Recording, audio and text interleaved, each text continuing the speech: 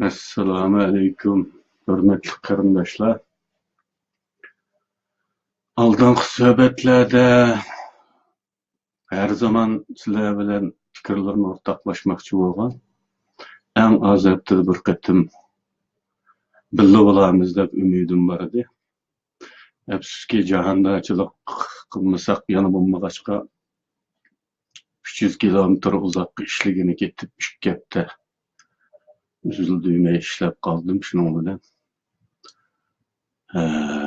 Bu canlılık video neşrimiz üzülüp kaldı.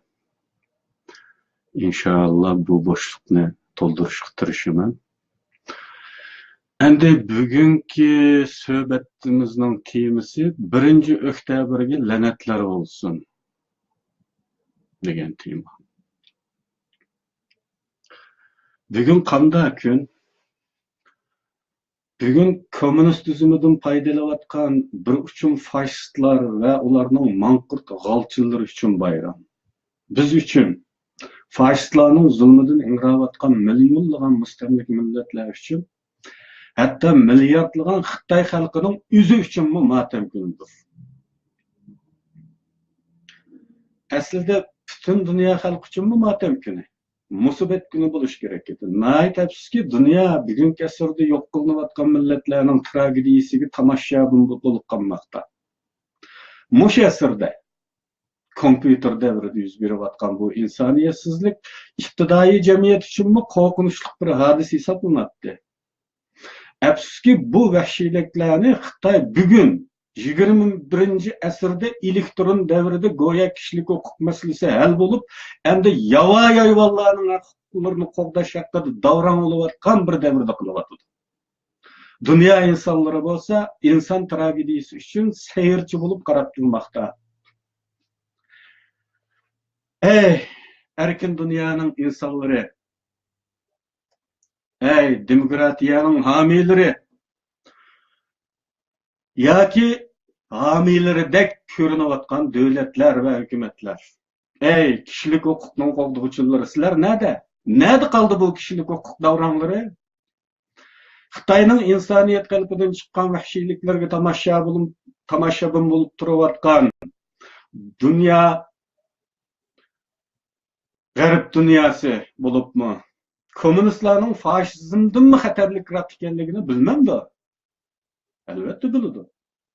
Tabi yakın etmişte Natsistlarning küçük devletlerini yutuvelishiga sukut qilgan, bu yemchuklar bilan o'zlarining tinchlikka kapolatga erishgandek ojizlarning nolisiga quloq yopirgan cho'ng devletlar natsistlarni asha kichik yemchuklar bilan qanoatlanadi, raitimiz buzilmasi bo'lmadimi deb o'ylab Chexoslovakiyani, Avstriyani, Polshani yem qilib o'zlari qutulmoqchi bo'lishgandi. Bunun bilen afetning yo'g'onishiga yeşil chiroq yiqib bergan edi. Nəhayət qisqa muddatda bala qaza o'zlarining beshiga kelganda xato qilganliklarini bildi. Lekin bu kechikib bilishning taloni bek qimmat kesilgan edi. 50 milliondan ortiq insonning joniga to'xtagan edi.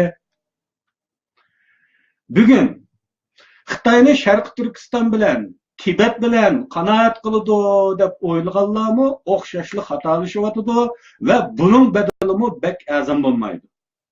Bugungi urush vositalarining taraqqiyotidan aytganda 50 million bilan qutulg'ili bo'lmay qolishi mumkin. Xitoy Saddichin sipilidan taşmagan bo'lsa yaxshi edi.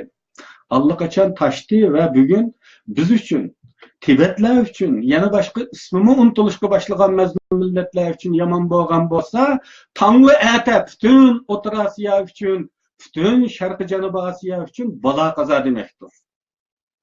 Bala qazo degan bo'shkida ujuqtirilsa asan, yo'g'nab ketgandan keyin qimmatga to'xtaydi albatta. Bugun Xitoyni yo'g'natgan g'arb buning bedelini o'tashga tayyor turishi kerak. Bugun Xitoyning yukselishiga yordamda bo'layotganlar bugünkü lənətlik günni birlikte qutlayotgan hamtovoqlar esinglarda bo'lsin ki, kelgusida bu kunni la'natlashda biz bilan o'rtoq bo'lsinlar. Bugün Xitoy kuchlanganlik uchun Kuchlanganligi bilan ko'ranglab dunyo xo'ja bo'lish niyatim kuchlanib bormoqda. Barliq qo'shnilarni rasiz qilmoqda. Düşmanlarını köpeytmekte. Bu demek özünün mahşer gününü tizletmekte. Xitayning tinchlikparvarlik chimbartisi echilgan sari insonlar bu kunga 1-oktyabrdagi la'natlar qo'ydi. Qarindoshlar, umidsizlanishga o'rin yo'q. Umidsizlanmaylik. Biz haqqi cho'qindigan millatmiz. Umidsizlik bizga to'g'ri kelmaydi. O shaytonning ishi. Allah hech qachon o'ziga cho'qingan bir millatni tashlab o'tgani yo'q. Unutmanglar ki, Firavunning dushmanini o'ziga baxtuvgan Allah Xitoyning beshiga musallat bo'lgan bir yo'lboshchini Xitoyning qo'lida yetildirishga qodirdir. Biz barliq diqqatimizni milliy mavjudligimizni saqlab qolishga qarataylik. Dushmanga qarshi nafratimizni bilaylik, vatanimiz va millatimizga bo'lgan muhabbatimizni yengilaylik. Xitoyning yo'qotish siyosatiga jang e'lon qilaylik. Milliy mavjudligimizni saqlab qolsaqli fursat cho'qim keladi. Tarixda o'zidan qat az bo'lgan millatlarga, Mo'ng'ullarga, Manjularga asrlar bo'yicha qul bo'lgan Xitoylar ko'ranglab ketmasin. Yana bunday kunlar cho'qim keladi.